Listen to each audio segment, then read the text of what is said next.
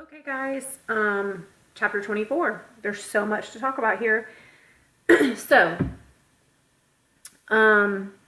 Victor, after returning to Geneva and having his father die in his arms and kind of coming to terms with how this whole thing has come to fruition, he decides his sole purpose in life before he dies, or he'll die doing it, is to get revenge on this monster and expunge it or kill it, So he tells us here at the beginning that he decided it was time for him to leave Geneva forever, which is a big deal because Mary Shelley has made a big deal out of him narrating about how wonderful Geneva is the entire book. And every time he returns to Geneva, it's like his escape. It's his place of solitude and the mountains he goes to and the beauty of it and all of that stuff. So it's a big deal, very subtly said, but that he would leave Geneva forever. It's kind of the first hint at the beginning of the end for him. So he says, I was hurried away by fury. Revenge alone endowed me with strength and composure. It molded my feelings and allowed me to be calculating and calm at periods when otherwise delirium or death would have been my portion. So revenge and anger is what kept him going. He says, how I have lived, I hardly know. Many times I have stretched my failing limbs upon the sandy plain and prayed for death, but revenge kept me alive. I dared not die and leave my adversary in being. So he tells us that he would have, that he prayed to die and probably would have killed himself early on if he had not had this incredible obsession and passion for seeking revenge on this monster. So like I said before, he has replaced one obsession with now a new obsession, kind of like an addictive personality. Someone gets over one addiction and then replaces it with another. Same kind of thing here.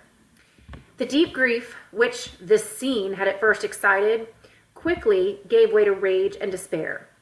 They were dead and I lived. Their murderer also lived, and to destroy him, I must drag out my weary existence. Again, kind of re-emphasizing his obsession. So, classic tragic hero, the obsession and almost prideful obsession. It's almost like his pride is driving, I will not let this thing live while I am dead. It's kind of a motivation through pride.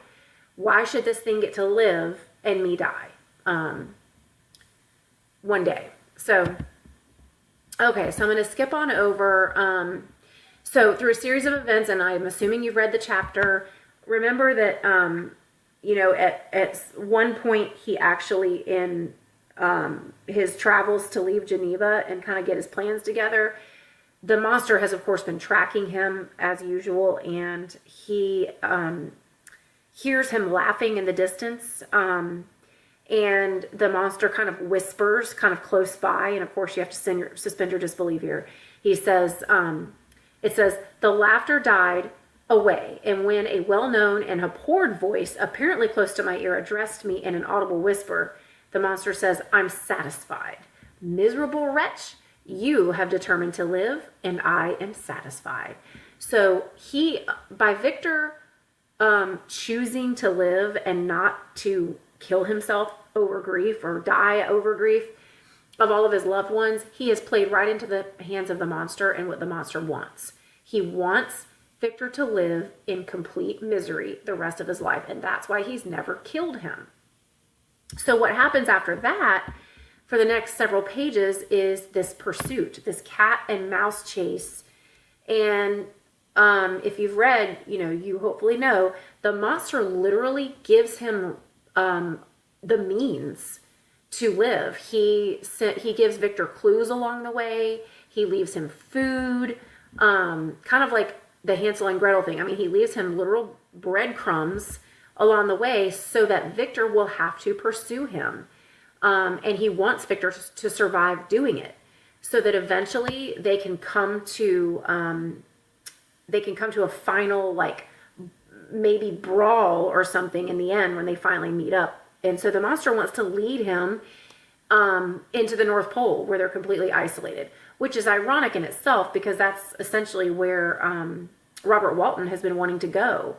And in trying to get there, Robert Walton was putting all of his men in danger and himself because of his obsessive revenge. So it's just kind of ironic that in both cases, the men ultimately want to end up or going to end up in the same place if they complete their mission. So, I've skipped a lot of narration here that I'm assuming you've read, but at one point, the monster says, as Victor's in pursuit of him, he's always stayed a day or two ahead, and Victor finds a note on a tree or something at one point, and it says, "My reign is not yet over." These words were legible in one of these inscriptions. "You live, and my power is complete." So again, the monster sees him as being the winner as long as Victor stays alive, because he's torturing him with this pursuit. And he knows that he's making Victor sicker and sicker, and it's taxing on him physically. He cannot withstand the elements, the cold, the starvation, everything that they're going through on this pursuit to the North Pole. The monster is able to withstand. So it's almost like he's leading Victor to his own death, and it's Victor who's bringing about that death. It's like the monster is essentially letting Victor end himself. And he knows Victor's passion for pursuing him is the only thing driving him, and that's exactly what the monster wants. The monster isn't going to be the one to kill Victor. It's going to be Victor, and that's exactly what the monster wants. So if you've read, you know this. It's not really giving anything away, obviously. So anyway, so Victor replies to this, "Scoffing devil, again do I vow vengeance. Again do I devote thee, miserable fiend, to torture and death. Never will I give up my search until he or I perish. And then, with what ecstasy shall I join my Elizabeth and my departed friends, who even now prepare for me the reward of my tedious toil and horrible pilgrimage." So, he's just more and more angered as he pursues this thing. Then Victor tells us, as the pursuit continues, "Some weeks before this period, I had procured a sled and dogs, and thus traversed the snows with inconceivable speed. I know not whether the fiend possessed the same advantages, but I found that as before I had daily lost ground in the pursuit. I now gained on him, so much so that when I first saw the ocean he was but 1 day's journey in advance, and I hoped to intercept him before he should reach the beach. With new courage, therefore, I pressed on, and in 2 days arrived at a wretched hamlet on the seashore. I inquired of the inhabitants concerning the fiend, and gained accurate information. A gigantic monster, they said, had arrived the night before, armed with a gun and many pistols, putting to flight the inhabitants of a solitary cottage through fear of his terrific appearance." So he's just telling Robert Walton here how the monster managed to procure the sled, how the monster managed to procure food by intimidating the little villagers along the way with his appearance. So then we get to this part kind of towards the end of his initial story to Robert Walton, before the narration turns to Robert Walton again, back to writing to his sister. So Victor says, "Oh, when will my guiding spirit, in conducting me to the demon, allow me the rest I so much desire? Or must I die and he yet live? If I do, swear to me, Walton, that he shall not escape, that you will seek him and satisfy my vengeance in his death. And do I dare to ask of you to undertake my pilgrimage, to endure the hardships that I have undergone? No, I am not so selfish. Yet, when I am dead, if he should appear, if the ministers of vengeance should conduct him to you, swear that he shall not live. Swear that he shall not triumph over my accumulated woes and survive to add to the list of his dark crimes. He is eloquent and persuasive, and once his words had even power over my heart. But trust him not. His soul is as hellish as his form, full of treachery and fiend-like malice. Hear him not. Call on the names of William Justine, Clairville, Elizabeth, and my father, and of the wretched Victor, and thrust your sword into his heart. I will hover near and direct the steel aright." So here Victor is pleading with Walton that if he should die before he is able to exact his revenge on this monster, please complete the task for him. Remember all the people that have died. Don't let their deaths be in vain. And, please complete the deed. kind of symbolically saying, or literally, be the one to thrust the sword into his heart, and my spirit will be hovering near, to direct the steel. So it's like Victor knows he's kind of on his deathbed at this point, and he doesn't have much time left. So it's interesting that he says to Walton, I am not so selfish to ask you to do this, but yet it is selfish at the same time. He's asking another person to take another being's life on his behalf. Okay. So now we go into the last part of the chapter where Walton, the narration of the frame story goes back to the original, where Walton is writing to his sister. Walton says to his sister, after he hears this whole story, and after he hears Victor's tale, he says, such a monster has then really existence. I cannot doubt it. Yet I'm lost in surprise and admiration. Sometimes I endeavored to gain from Frankenstein the particulars of his creature's formation, but on this point he was impenetrable. Are you mad, my friend, said he, or whither does your senseless curiosity lead you? Would you also create for yourself and the world a demoniacal enemy? Peace, peace, learn my miseries, and do not seek to increase your own. So again, it's one of the times that Frankenstein issues like his last warning to Robert Walton to not pursue or go down the same road that he did. So, okay, so we're getting closer now to the end here.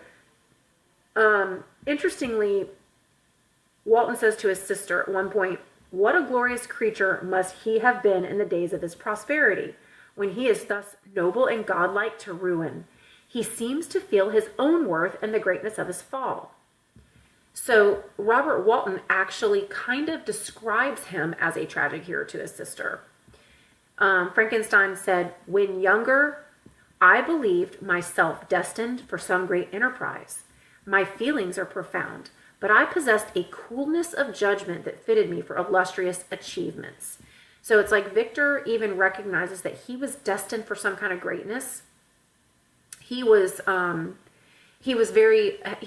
so different and so had such a mind for this type of science that he knew he was fitted for illustrious achievements. So this is one of the ways that he fits that definition, of a tragic hero that we've talked about. He says, from my infancy, I was imbued with high hopes and a lofty ambition. But how am I sunk? My friend, if you had known me as I once was, you would not recognize me in this state of degradation. So it's like Victor is admitting as well, I have fallen from my greatness. It's almost as if she writes into the narration, literally him defining himself as a tragic hero. So he says, at one point he's talking to Walton. He says, they are dead, meaning his friends and his loved ones. And but one feeling in such a solitude can persuade me to preserve my life.